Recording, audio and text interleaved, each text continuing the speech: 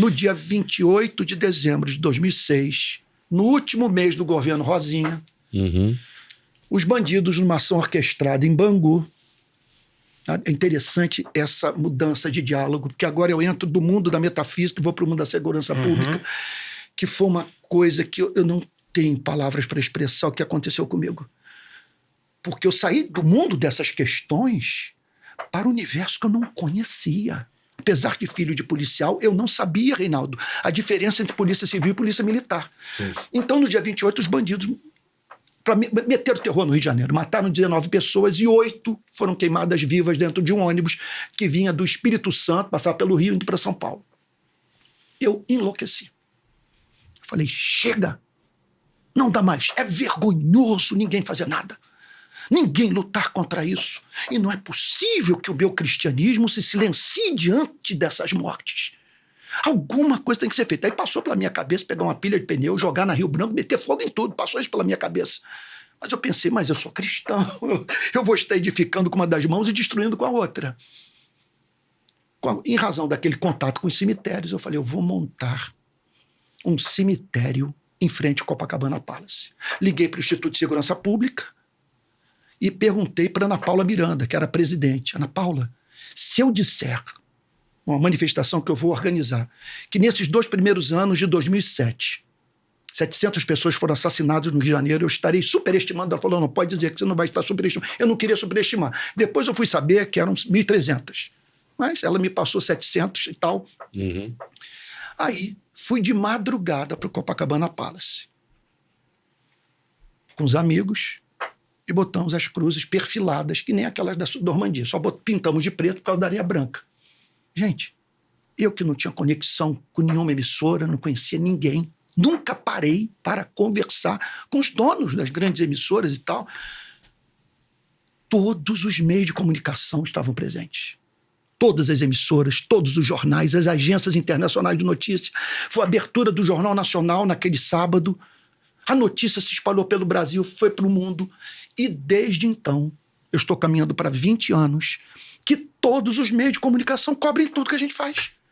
Nós nos transformamos, eu vou pedir 1000 perdões pelo que eu vou falar, pode parecer soberba e tal, presunção.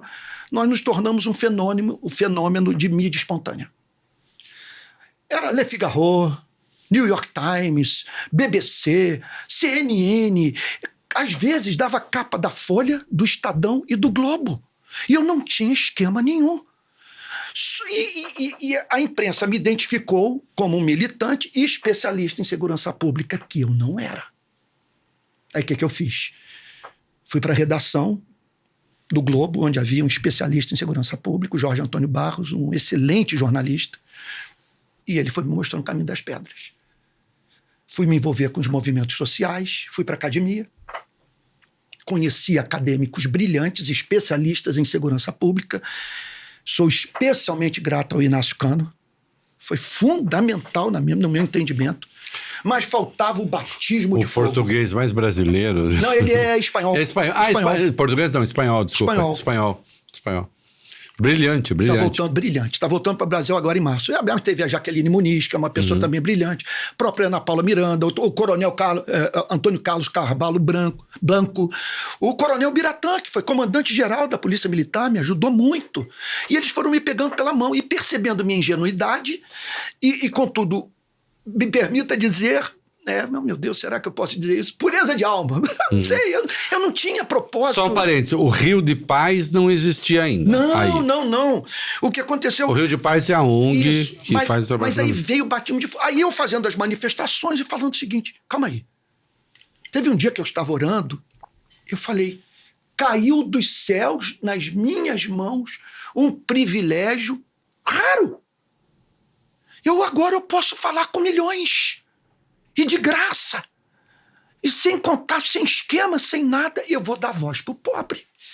Eu vou falar. E com independência. Eu não quero ser candidato. Aliás, até hoje, o meu motivo para não me candidatar tem a ver com o do Betinho. Perguntaram, você não vai se candidatar? Não, porque eu me tornei uma pessoa conhecida e tal por causa do combate à fome. Eu não quero que ninguém diga que eu fiz o que eu fiz por causa de pretensão. E longe de mim tentar conduzir as suas escolhas. Mas eu não faria jamais isso. Você está tão acima disso. Pois é, hoje eu dizer, Antônio se candidatou e à custa do sangue derramado pelo pobre na favela. Não vou fazer isso nunca. Então, o que aconteceu? Aí veio o batismo de fogo, Valfrido. Posso fazer aqui minha confissão, minha triste confissão. Eu era um liberal. Eu era um liberal. Economia. E quando ele me conheceu, eu era um ultraliberal. Ele que me levou para a esquerda. Eu quero fazer uma denúncia. Estou de sacanagem. O meu batismo de fogo foi na favela. Porque as mortes ocorriam lá. Eu descobri logo cedo que 80% das mortes ocorriam nas favelas. Eu falei, não posso ficar em Copacabana fazendo manifestação. Tem que ir para a favela, onde as pessoas estão morrendo. Quando eu botei o pé na favela, aquela miséria confrontou meu cristianismo. O que o seu cristianismo tem a dizer sobre essas balas perdidas? Sobre esse pé na porta na casa do pobre? Sobre esses barracos? Porque a bala perdida encontra sempre uma criança preta, né? Aí, a pancada que eu levei da vida. Não tem como você ficar somente na apologética, na teologia, sabe, na proclamação verbal. Se isso aí não se transformar em atitudes, você não vai estar sendo representante de Cristo. Não tem como crer no que você diz crer e ver essa miséria na sua cidade e você se manter a parte disso tudo. Aí eu comecei a perceber. Independentemente da questão da fé, tem muito a ver com o que a gente pensa, né? Não tem o que a gente faz. A transformação social passa por ações. Não tem como, não pode ser diferente. O discurso é uma delas, mas não é a única. Mas é claro. A reflexão é uma forma de ação. Mas é claro. E ali eu levei. Gente, é uma história longa demais. Porque ali.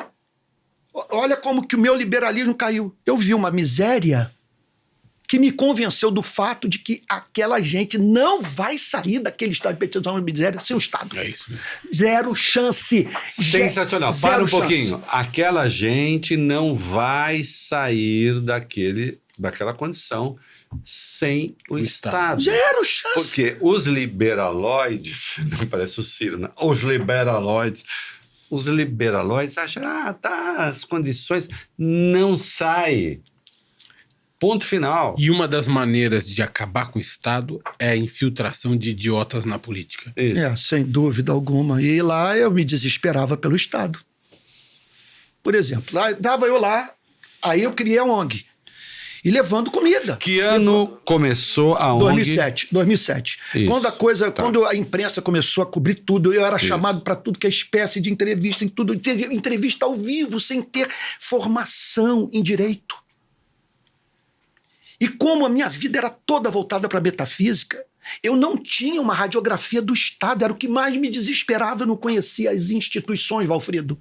Que ano nós estamos falando da criação 2007. 2007. Vocês estão vendo, vocês estavam ali diante de uma pessoa seguinte, no mundo das ideias, mas completamente alienado do país. Seus problemas reais. Desculpa, rapidamente, não perco o fio nunca, só para a gente pontuar. Alguém chegou e falou assim, Antônio, vem cá, nós temos que criar um troço... Vamos chamar de Rio de Paz, ou não sei o quê. Ou um dia você estava pensando e falou assim, eu preciso criar alguma coisa e vou chamar Rio de Paz. Isso. Eu reuni uns amigos em Niterói, falei, olha, eu vou pra rua. Eu vou fazer como o Valfrido. Tudo começa em Niterói. Isso. Eu reuni uns amigos, eu falei... Niterói é poderoso. Eu falei para esses amigos, olha, eu vou pra pista. 2007. Eu vou sair do púlpito. Eram amigos religiosos? Todos religiosos. Todos religiosos. Todos. Mas, e você estava com a sua igreja ainda? Mas sem os não cristãos, eu não teria chegado aqui. Você estava com a sua igreja ainda? Estava com a minha igreja. Aí, Reinaldo, puxa vida, Reinaldo vai na bucha. Uma igreja de classe média, na Barra da Tijuca. Aí, depois de ver as balas perdidas, participar de enterro de criança, de ver chacina, eu chegava na igreja, naquela igreja de classe média alta, transtornado. E eu falava, irmãos, né? A nossa cidade é uma cidade violenta, as pessoas estão morrendo. E aí comecei a levar para o púlpito temas que eu nunca havia tratado. Comecei a falar sobre direitos humanos, sobre desigualdade de oportunidade de vida, Abuso de autoridade, eu nunca havia tratado. 2007, eu comecei a levar. E aí eu chegava atônito no domingo, porque a minha semana era passada na favela, no IML, nos cemitérios da cidade, com mães chorando, com gente se agarrando. Eu peguei um caso em Belford Roxo, que a menina de 1 ano, a Giovana Vitória, levou um tiro no peito, de pistola. 1 ano. Ela havia feito um ano em dezembro, morreu em janeiro do ano subsequente. A mãe chegou no hospital com o corpo inerte da filha. Como se encontrava no período da amamentação, ela trouxe a criança ao peito para amamentá-la. Morta. Aí eu chegava na igreja, qual foi o meu erro? Com a criança morta? Morta! Ela amamentou a criança morta. Meu Deus. Criança morta. Aí eu tô... É surreal. Nós vivemos uma barbárie no Brasil todos os dias. Não, olha o horror disso. Que se amontoa debaixo do tapete da hipocrisia e da mentira. Olha o horror disso. Uma mãe chegar com uma filha morta. Não tem vergonha com a filha morta grudada ao peito. Uma barbárie que é causada pela nossa incompetência. Isso. E pelo cinismo das nossas elites. Essa é a verdade. Sem dúvida. Sem dúvida. Aí, o que aconteceu? Eu levava esses temas para uma igreja de classe média alta, e transtornado, chocado, perturbado, que era um mundo que eu não conhecia. Eu não conhecia, apesar de ser carioca, eu não conhecia o universo das favelas.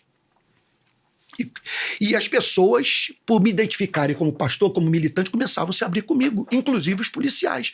E eu fui conhecendo o mundo dos meios de comunicação, dos movimentos sociais, da polícia civil, da polícia militar, das conexões entre isso tudo. Era o cara que me ligava lá da Vila Kennedy dizendo: Antônio, a facção rival acabou de entrar na nossa, mas como é que foi isso? Dentro do Caveirão, a polícia militar alugou o Caveirão para a facção, e a facção entrou e está barbarizando lá dentro. Eu falei, o que é isso? Aí um repórter vai me entregar. Aí os jornalistas começavam a desabafar comigo. Um deles chegou para mim e falou: a minha emissora, esses dias, fez a cobertura de uma ação da polícia militar numa favela. Veja só, mas resultado de um acordo entre a minha emissora e a polícia militar. Uma operação fake para pegar maconha velha, revólver enferrujado, para mostrar. Quer dizer, a emissora teria matéria e a polícia estaria mostrando serviço. Eu falei, que isso acontece? Era tudo assim. Eu só ia descobrindo as coisas, o bandido chegando para mim. É claro, não vou negar.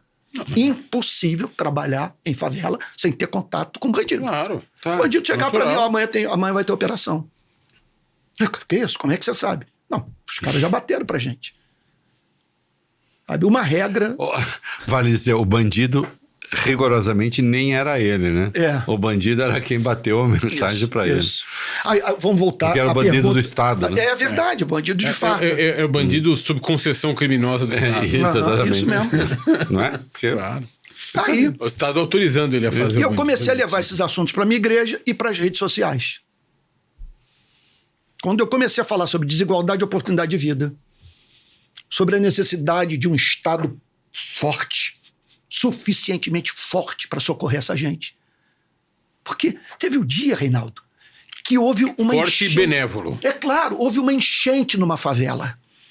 Houve uma enchente numa favela chamada Rio das Pedras. Eu fui lá com os membros da igreja distribuir comida. Foi um trabalho árduo, lotamos as dependências, comida, sapato, cobertor. A favela reunida, fila indiana, as pessoas recebendo. Aí eu olhei para um pai voltando para o barraco dele, o mesmo barraco com uma cestinha desse tamanho de supermercado. Eu falei, toda essa mobilização foi diluída nisso aqui. Essa gente pobre voltando para os seus respectivos barracos. Filantropia é gota no oceano. Aí eu falei, minha luta tem que ser política e eu não vou ficar na filantropia. Eu vou partir para o advocacy. Eu vou partir para a luta, para pressionar as autoridades públicas. E como não recebia dinheiro público, bati em todo mundo. Cabral não foi perdoado. Eduardo Paes, o Pezão, todos, como até hoje. Tem nenhum problema, sabe? Não tenho vínculo político partidário, nunca recebi dinheiro de partido político e não tenho ligação com político profissional. Quando eu comecei a tratar desses assuntos no protestantismo brasileiro, imediatamente eu fui chamado de comunista. Um elogio ao comunismo, né? Isso significa que o comunismo está preocupado com direitos humanos, com desigualdade social e péssimo com o cristianismo.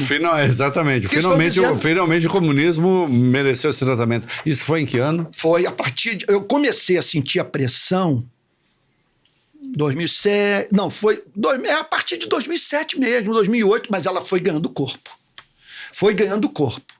E o discurso era o seguinte, ele vai se candidatar a qualquer momento, a igreja perdeu um evangelista, perdeu um teólogo, a igreja perdeu um pregador, sabe? Ele saiu do púlpito, ele está os comentários eram esses. E ele está vendido para a esquerda, ele se tornou de esquerda e tal. Eu não falo mais ou menos isso de você? Não estão falando mais ou menos isso de você? Então, opa, claro, né? Aí, comunista. Aí olha como que foi o esgarçamento completo que eu tive que pedir exoneração da igreja. A coisa foi ficando insustentável na minha relação com o protestantismo brasileiro. Eles, então, julgando que essas causas eram causas que não faziam parte da missão da igreja no mundo e que eram comunistas.